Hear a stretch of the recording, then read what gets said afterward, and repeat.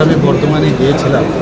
দিল্লি নির্দেশে আমার যেতে হয় সবসময় সব মুখ্যমন্ত্রীরা গেছেন এবং প্রায় আমি বাই রোডেই গেছি এবং প্রায় সোয়া দু ঘন্টা প্রায় 4.5 ঘন্টা লেগেছে আসা যাওয়া এবং সেখানে গিয়ে আমি যা দেখলাম মানে পালস আমি দেখলাম মানুষের মধ্যে রোডের সাইডে ডান দিকে বাঁ দিকে যখন ছিল আমাদের যে রথযাত্রা যে আমাদের সংকল্প যাত্রা যেটা শুরু হয়েছে সেই সংকল্প যাত্রা পরিবর্তন যাত্রা সেটা আমি দেখলাম মানুষের মধ্যে কিন্তু একটা বিরাট রেসপেক্ট আর বিশেষ করে ত্রিপুরার থেকে আবার একজন মানে মুখ্যমন্ত্রী সেখানে গেছেন সেও আবার বাঙালি তো এতে করে মানুষ কিন্তু এখন সোশ্যাল মিডিয়ায় সব দেখেন আর ত্রিপুরার সম্পর্কে সব জানেন যে এত সুন্দরভাবে আমাদের রাজ্য চলছে তো এর জন্য মানুষের যে face is the index of mind যেটা বলি মানুষ খুব মানে একটা বিরাট রেসপন্স আমি দেখেছি সেখানে কিছু বলতেও হয়েছে এবং তারা খুব খুশি এবং আমার মনে হয় শুধু মনে হয় না আমি শিওর যে তৃণমূল আর থাকবে না তৃণমূলের অবস্থা শেষ যাদের উপর ভিত্তি করে এতদিন ধরে হুঙ্কার ঝঙ্কার করতে সেটা কিন্তু এখন নেই বলে এখন মাথাটা ঠিক নেই কী করবে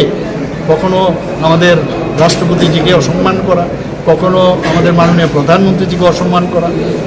মাঝে মাঝে আমাদের যশস্বী গৃহমন্ত্রীজিকে অপমান করা যখন যা খুশি তাই করছেন এবং আমি জানি না এখনও কিছু কিছু লোক তাদের কেন এই পার্টির পেছনে ঘুরেন আমার মাঝে মাঝে অবাক লাগে তৃণমূল আর থাকবে না ওয়েস্ট বেঙ্গল আর থাকবে না আর বিশেষ করে হিন্দু বাঙালি যারা আছে তাদের পক্ষে কিন্তু আর কিন্তু নিরাপদ জায়গা নেই এবং আমরা চাই যে ভারতবর্ষের মধ্যে আমি যেমন ত্রিপুরাতে আমি কী বলছি আমি বলছি আমরা এখানে থানসা প্রায়ই বলি আমরা থানসা কাকে বলছি এখানে বাঙালিও থাকবে হিন্দুরাও থাকবে এখানে যারা জনজাতিরা আছেন তারাও থাকবে আমাদের সংখ্যালঘু তারাও থাকবে মাইনরিটি যারা আছেন তারা তো থাকবে মুসলিমরা থাকবেন বৌদ্ধরা থাকবেন পার্সি থাকবেন শিখরা থাকবেন সবাই থাকবেন মণিপুরি থাকবেন সবাইকে নিয়ে যদি আমরা না থাকি এই সবকা সাথ সবকা বিকাশ আর বিশ্বাস সেটা যদি আমরা না করতে পারি মোদিজি যেটা চাইছেন আমরা বাংলাদেশ থেকে কেন ইম্পোর্ট করব তো এই যে বিষয় এর জন্য এসআইআর হচ্ছে এইভাবে মানে জায়গা না দিয়ে যেভাবে অনুপ্রবেশ করিয়েছে আমি আজকে আপনারা দেখেছেন অনুপ্রবেশকারী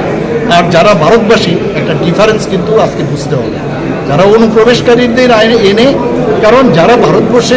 আছে তারা কিন্তু বুঝে ভারতটা কী এবং দেশের জন্য কী করতে হবে সেটাকে রেখে আগামী দিন মাননীয় প্রধানমন্ত্রী দেশকে সামনের দিকে নিয়ে যেতে চায় এবং আমাদের রাজ্য কিন্তু আমরা সেভাবে নিয়ে যাবো স্যার পশ্চিমবঙ্গে